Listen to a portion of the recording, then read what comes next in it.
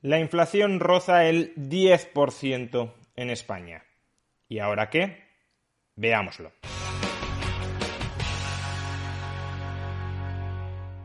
La inflación se disparó en España durante el mes de marzo del año 2022 hasta el 9,8%.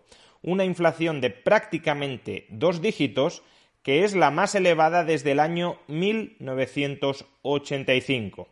No solo eso, la inflación mensual llegó a ser del 3%, es decir, que el promedio de todos los precios de los bienes de consumo en la economía española en marzo se incrementaron un 3% con respecto al mes de febrero de este mismo año. Si esa tasa de inflación mensual, que es la más elevada desde el año 1977, se mantuviese a lo largo del resto del año, lo cual no es probable que suceda, pero si se mantuviese a lo largo del resto del año, la tasa de inflación interanual llegaría a ser, al cabo de 12 meses, del 45%. Menciono este dato para que seamos conscientes de la barbaridad económica que es que en un solo mes los precios se incrementen un 3%. Recordemos, a su vez, que el objetivo del Banco Central Europeo de inflación a medio plazo es del 2% en el conjunto del año. Estamos diciendo que en un mes, por tanto, se ha más que batido el objetivo de inflación del Banco Central Europeo para todo un año. Este muy considerable incremento de la inflación sí tiene una relación bastante directa con la invasión de Ucrania por parte de Rusia. Sin embargo, no hay que confundir esto con que la inflación o la mayor parte de la inflación sea responsabilidad de la guerra en Ucrania.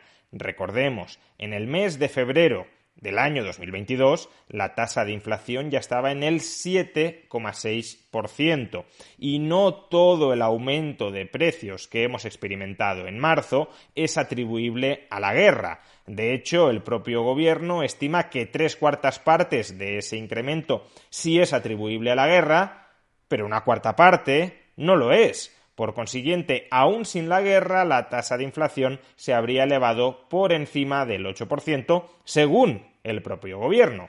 Hay algunos que aún así insisten en vincular la tasa de inflación previa a la guerra a la preparación de esa guerra por parte de Putin, que si ya estaba empezando a restringir los precios del gas y por eso los precios del gas se dispararon y por eso los precios de la electricidad se dispararon y por eso la inflación se disparó. Esta explicación, que puede tener algún fundamento, que puede tener alguna base, es sin embargo una explicación incompleta. En Estados Unidos la tasa de inflación en febrero estaba en el 7,9% y Estados Unidos no consume gas de Rusia.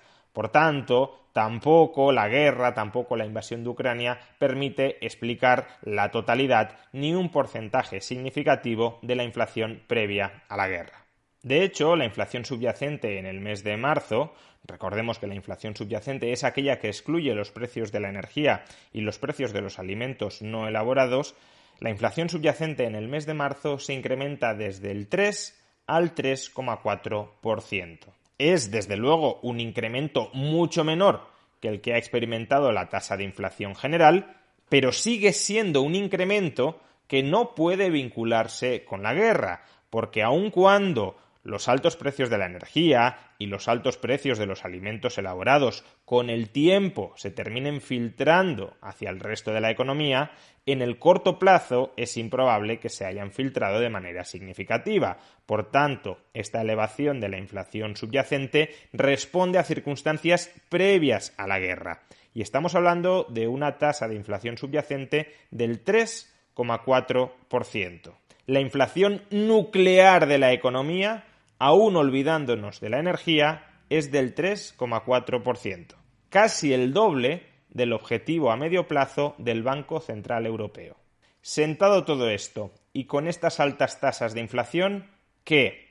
Bueno, lo más previsible que suceda en el corto o medio plazo es que empecemos a ver exigencias a través de la negociación colectiva de revalorizaciones salariales. Es comprensible que si los trabajadores están perdiendo de media un 10% de su poder adquisitivo a falta de la revalorización salarial, esos trabajadores traten de recuperar parte del poder adquisitivo que han perdido a lo largo de los últimos 12 meses. Recordemos que una inflación del 10% sin que suban los salarios equivale hasta cierto punto a que bajen los salarios alrededor de un 10% sin que suban los precios. Por consiguiente, está claro que va a haber una presión, una fuerte presión entre los trabajadores para reclamarles alzas salariales a las empresas. Y esas empresas, si terminan cediendo en forma de alzas salariales, tratarán de repercutir ese incrementado coste salarial a mayores precios de venta, con lo cual empezaríamos a cebar una espiral precios-salarios que se independizaría de la elevación de los precios de la energía.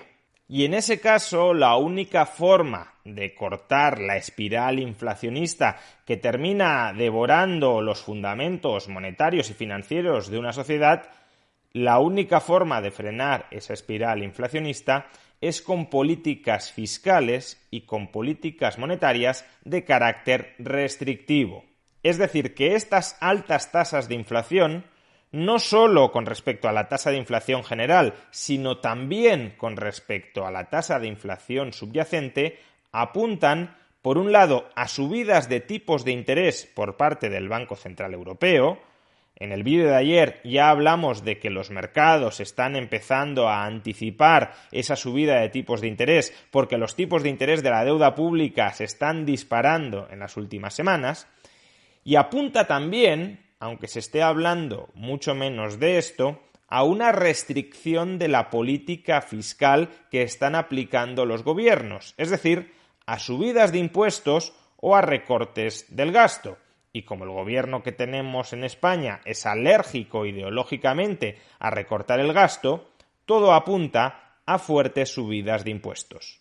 En resumen, más allá del espectacular dato de inflación del mes de marzo, que podría llegar a tener una entidad transitoria, si terminara pronto la guerra, algunas de las alzas de precios intensas que hemos observado podrían retroceder, pero más allá de esa subida espectacular de la inflación en el mes de marzo, lo preocupante es que seguimos observando de manera estructural, de manera nuclear, elevaciones en los precios dentro del conjunto de la economía. Si quitamos el ruido de la guerra, los precios siguen subiendo y mucho. Y la única forma que conocemos de frenar una inflación que se ha descontrolado por el exceso de gasto agregado dentro de la economía, promovido por políticas monetarias y fiscales de estímulo, es retirar esas políticas monetarias y fiscales de estímulo, contraer, de hecho, la política fiscal y la política monetaria, y toda restricción de la política monetaria y de la política fiscal a corto plazo implica dolor. Implica frenazos en la actividad e implica menor creación de empleo, cuando no destrucción de empleo. Los excesos estimulantes de ayer los pagamos con la inflación de hoy y con la crisis de mañana.